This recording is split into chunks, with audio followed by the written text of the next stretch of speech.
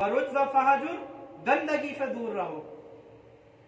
आज हमें मालूम नहीं है कि हमारे कपड़े पाक हैं या नापाक हैं, लेकिन पाकी नापाकी की तमीज खत्म हो चुकी है और हम इस चीज का ख्याल भी नहीं करते। रसूल खुदा सरवर कौनो मकाम सल्लल्लाहु अलैहि वसल्लम ने इरशाद फरमाया कि कल कयामत के दिन कुछ लोग ऐसे आएंगे कि जिनकी इबादतें बहुत होंगी, लेकिन नापाकी की वजह से, पाकी का ख्याल न रखने की वजह से उनकी इबादतें अल्लाह रब्बुल इज्जत उनको लौटा देंगे। तो ये पाकी का ख्याल करना कितना जरूरी है इस बारे में कि हर चीज में किस तरीके से। ऐसी एक मसला है कि यह मसला आजकल उमूमन लोगों को मालूम नहीं है, इसलिए मैंने काफी दिन से सोच रखा था कि यह मसला मैं बयान करूंगा। जिस दिन से मैंने खुद पढ़ा कि जब इस्तिंजा की हाजत होती है पेशाब के बाद, तो पहले जमाने में लोग पत्थर से इस्तिंजा किया करते थे, लेकिन अब के जमाने के अंदर पानी डाल के काफी समझते हैं। लेकिन ये जो हमारी रगे हैं अंदर, जिस्म का जो निज़ाम है, इसके जरिए से कि आदमी जब पेशाब कर लेता है, आजकल उजलत ज्यादा होती है, ऐसे ही पानी डाला और क्या नाम है शलवार पहनी और चले गए बाहर, हालांकि फिर जो अंदर जो पेशाब के कतरे जाम हो जाते हैं वो निकलते रहते हैं। उन्हें जगह चाहिए होती है। जब ये रगे रिलैक्स होती हैं, काफी देर से आदमी ने पेशाब रोका है, देखा है कि ये मुस्तकिल तौर पे थोड़ी थोड़ी देर के बाद जब पेशाब करने जाता है, पेशाब रुक जाता है, फिर पेशाब आ जाता है, फिर पेशाब आ जाता है। तो इसकी वजह से जब गुर्दे जो हैं ये तंगी का शिकार हुए हुए होते हैं कि आदमी जब पेशाब कर लेता है तो फौरन उजलत में खड़ा ना हो। इसके बाद क्या होता है, अब देखें कि एक आदमी उजलत में पेशाब किया, अब कतरे रिफने ऐसी पानी डाल के, जो कतरे लगे हुए थे उन्हीं के ऊपर पानी डाल लिया और वही शलवार पहन ली। अब उसके जरिए क्या हुआ कि वो जो कतरे थे वो पानी लग के जो शलवार के ऊपर हिस्सा लगा वो भी हो गया नापाक। अब ऐसी नमाज पढ़ रहे, ऐसी कुरान पढ़ रहे, ऐसी जा रहे, तो ये सारी चीजें जो है ये नापाकी के जुमरे में आ गई। तो इस वजह से इस्तिंजे का खालिफतन ख्याल रखें कि पहले जमाने में तो मिट्टी का जो पत्थर होता था, मिट्टी का डेला होता था, उसके जरिए पेशाब को बिल्कुल खुशक कर लिया जाता था। लेकिन इस जमाने में क्योंकि पानी है, मिट्टी डेलों का कोई तसव्वुर नहीं है, इस वजह से इस चीज का ख्याल रखा करें। और खांसा करें, पेशाब जब कर रहे हो तो जानबूझ के खांसे, इससे क्या होता है रगे जो है ये रिलैक्स हो जाती हैं, इसके जरिए रगे रिलैक्स हो जाती हैं और जो पेशाब के कतरे रुके होते हैं वो बाहर आ जाते हैं।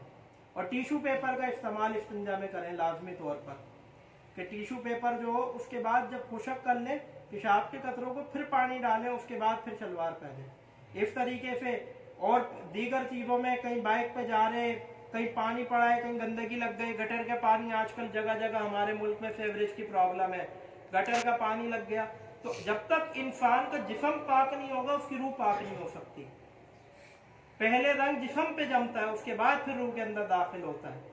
तो रूहानी पाकी के लिए जिस्मानी पाकी बहुत जरूरी है। जाहिर बात है इबादतों की रूह जब नसीब होगी, इबादतों की रूह कि जब इंसान का जाहिर पाक होगा। जाहिरन गुनाहों से बचने की कोशिश करे, जाहिरन कोशिश करे, और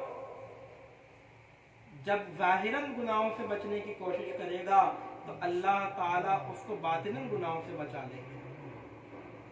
तो पहले अपने जाहिर के ऊपर मेहनत करनी चाहिए इंसान को कि मेरा जाहिर संवर जाए।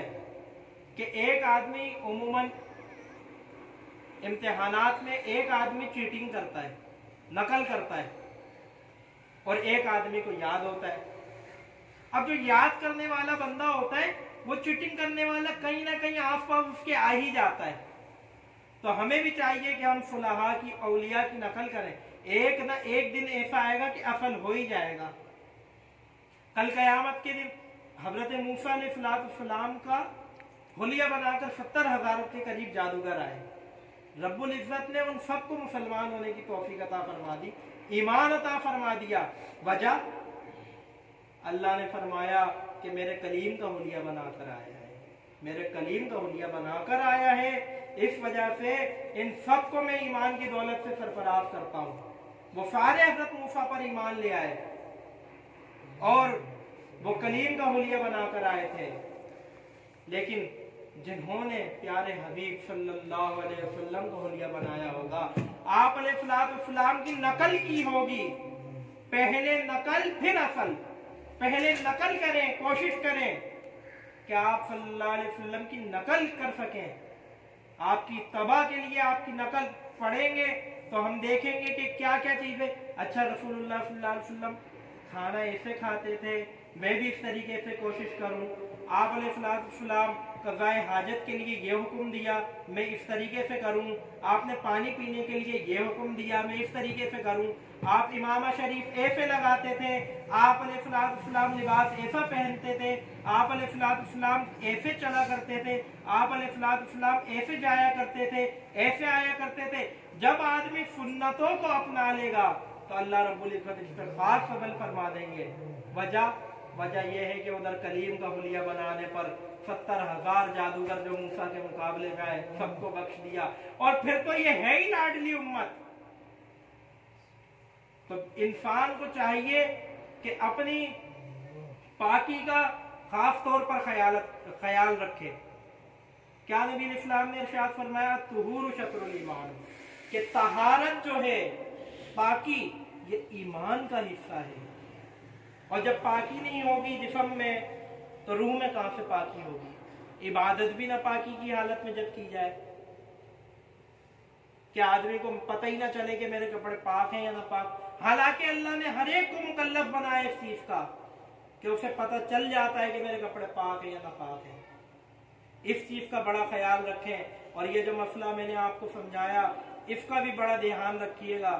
और जिक्रुल्लाह के हल्के से जुड़ते रहें और यहाँ आते रहें और भी साथियों को दावत देते रहें। क्या पता यही दावत देना, इन्हीं मजालिस में आना कल क़यामत के दिन हमारे लिए बहाना बन जाए, हमारी मग़फ़िरत का बहाना बन जाए और हमारे यही मिल बैठना अल्लाह कबूल फरमा ले और हमारे हाल पर फजल फरमा ले। अल्लाह ताला हम सबको अपनी रिज़ा और अपनी लिक़ा का शौक़ और अपनी तलब तड़प नसीब फरमाए। व आखिरु दअवाना अनिल हम्दुलिल्लाहि रब्बिल आलमीन। अब इंशाअल्लाह मुराक़बा होगा, लाइटों को